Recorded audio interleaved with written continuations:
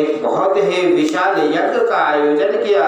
उस यज्ञ में समस्त देवताओं को बुलाया, समस्त ऋषि मुनियों को बुलाया। समस्त ऋषि मुनि अपनी पत्नी और पुत्रों के साथ उस यज्ञ में पधारे। समस्त राजा देवगण उस यज्ञ में पधारे। अपने अपने सैनिकों सुंदर सुंदर हथियारों अपने परिवार सहित राजा दक्ष के उस यज्ञ में पधारे। राजा दक्ष ने भगवान भोलेनाथ को छोड़कर उन्हें भुलाकर बाकी समस्त देवताओं को बुलाया। भृंगु आदि ऋषि को उस यज्ञ का कार्यभार सौंपा। राजा दक्ष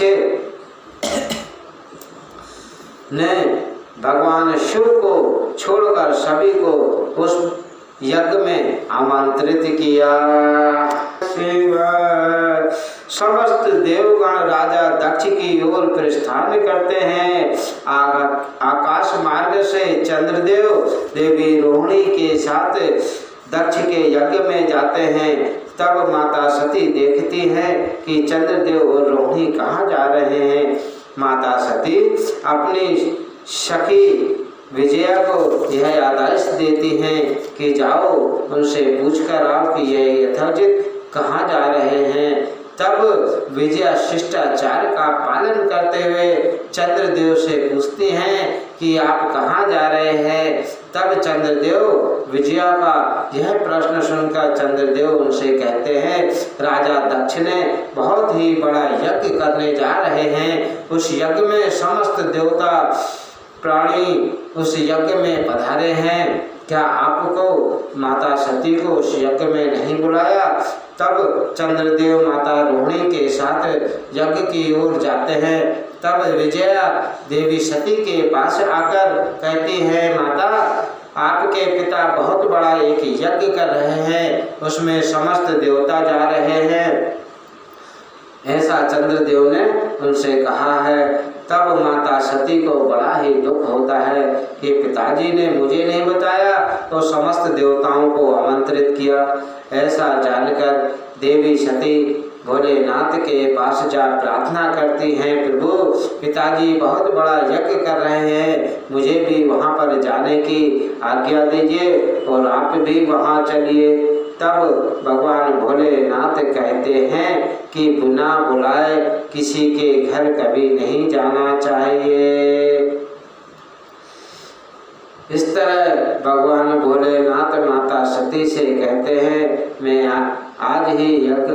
तब देवी सती कहती है, मैं आज ही पिता के यज्ञ में जाऊंगी। महेश्वर आप मुझे वहां जाने की आज्ञा दे। सर्वेश्वर सर्व रुद्र सृष्टि करता महाकल्याण स्वरूप भगवान रुद्र हमसे इस प्रकार बोले, व्रत का पालन करने वाली देवी रुचि वहाँ अवश्य जाने के लिए गए जाओ। आज्ञा से तुम शीघ्र ही अपने पिता के यज्ञ में जाओ।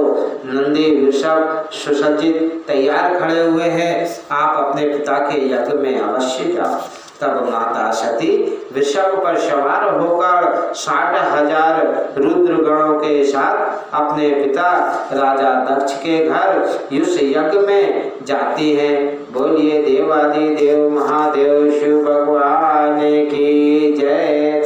उस यज्ञ में पहुंचने के पश्चात माता सती ने क्या देखा कि यज्ञशाला में समस्त देवताओं का भाग रखा हुआ है, सिर्फ शिव भगवान का भाग नहीं रखा हुआ है। माता सती रोष पूर्वक बहुत ही क्रोध करती है। जब दक्ष भगवान शिव की बहुत ही बड़ी निंदा करते हैं, दक्ष के द्वारा देव ही उस निंदा का सुनकर माता सती बहुत ही क्रोधित होती है। वहां पर उपस्थित सभी देवताओं को माता सती धिक्कारती है, फटकारती है। माता सती अपने प्राण त्यागने का चाहती है। तब देवता कहते, राजा दक्ष कहते हैं कि तुम्हें ना बुलाने पर आप यहाँ आई है, फिर भी आप आ ही गई हो तो आप यहाँ पर अपना भाग ले लो। इस तरह राजा दक्ष कहते हैं। तब माता सती बहुत ही क्रोधित होकर समस्त देवताओं को डांटने फटकारने लगती है और शंभू का भाग उन्हें कहीं नहीं दिखता है। तब माता सती से दुष्टा क्रोध पूर्वक किया, अपने अपमानित होने पर रोष से भरकर सब लोगों की ओर गुस्से की दृष्टि से देखती है।